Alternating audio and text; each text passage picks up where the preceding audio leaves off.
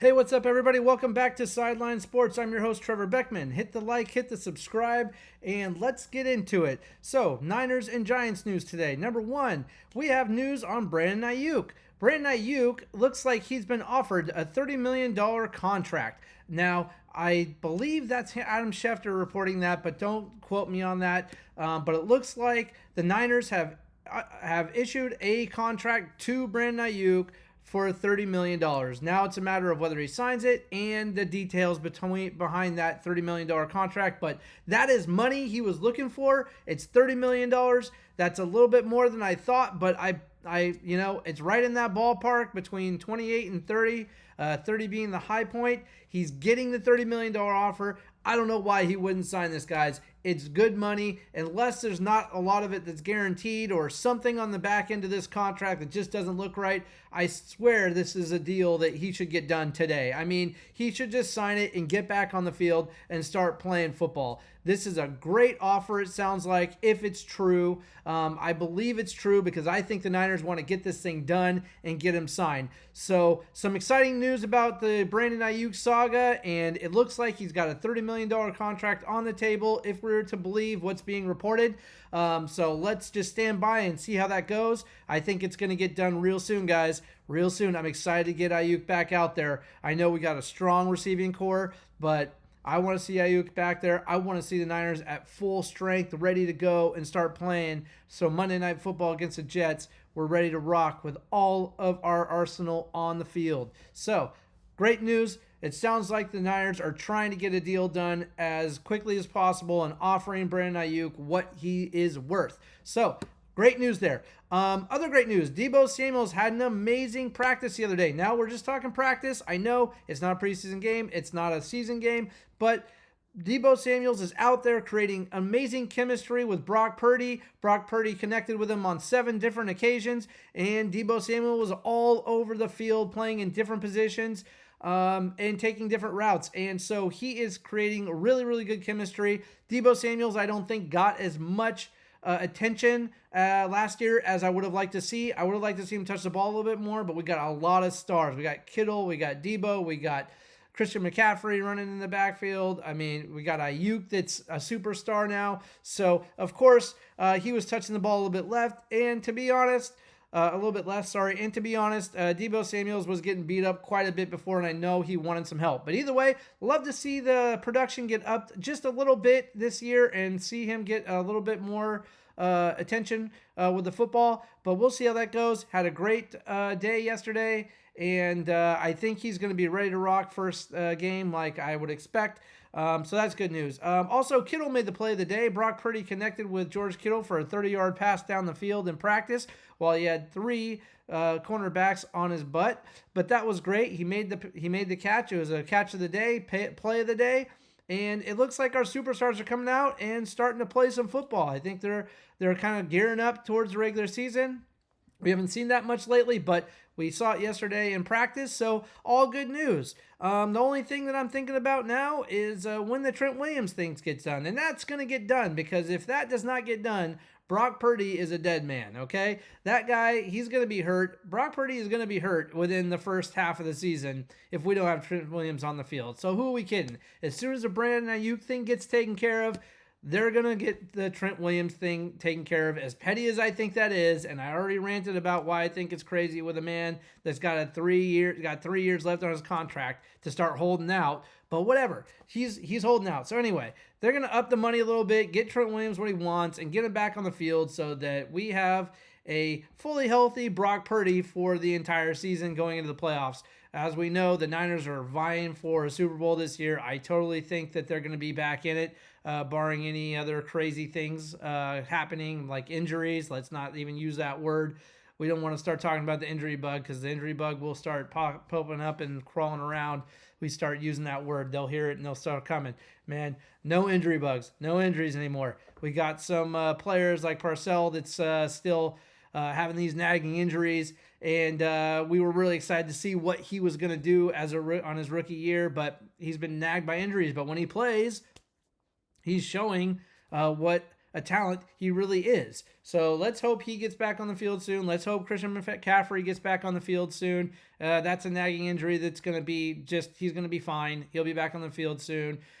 Hufanga is going to be back on that field next week, I think. I don't know for sure, but I'm almost positive we're going to see Hufanga back on the field, and I cannot wait to see him out there like a ball hawk going after everything. That dude is a fan favorite. I love him. I want to see him back out there. And when you get Hufanga and Mustafa together, oh my God, man, I'm excited to see what that looks like. That's going to be amazing.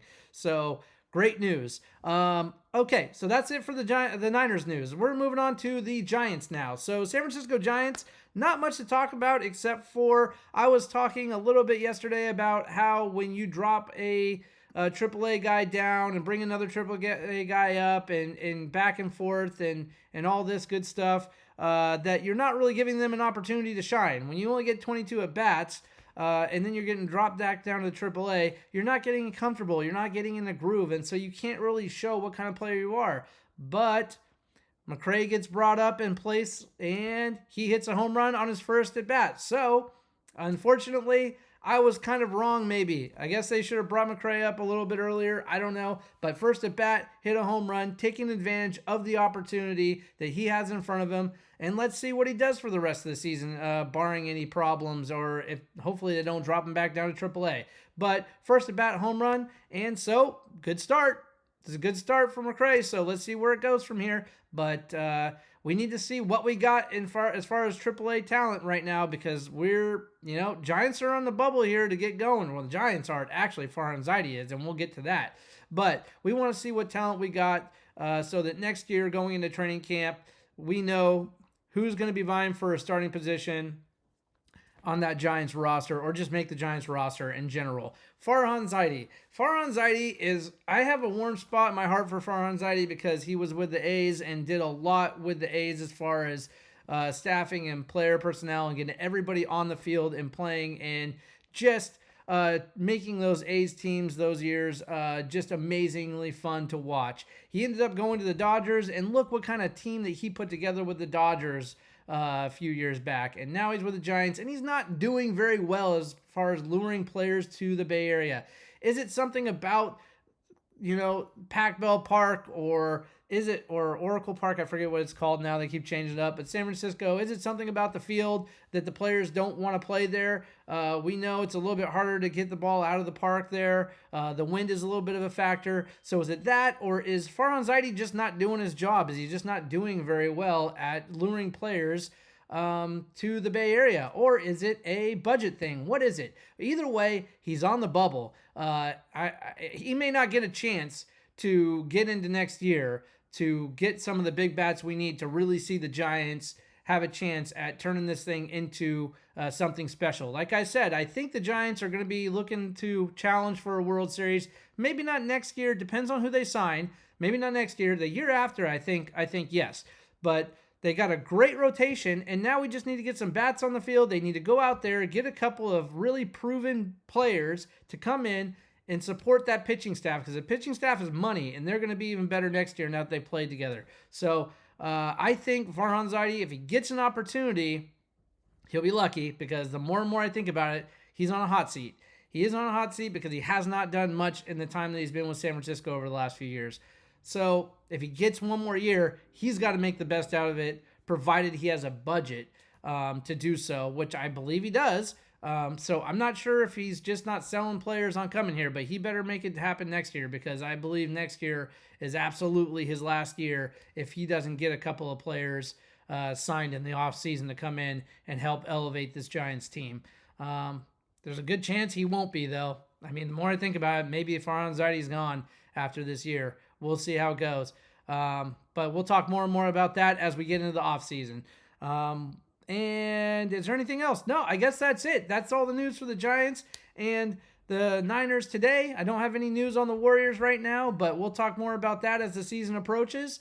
The Oakland A's are still a dumpster fire. Not going to talk about them. I don't want to talk about the Oakland A's. I mean, I will when I see news, but the only news is that the owner is a complete trash owner, probably one of the worst that's ever owned a baseball team, in my opinion. But hey, what do I know? I've just played baseball most of my life. I've been watching it.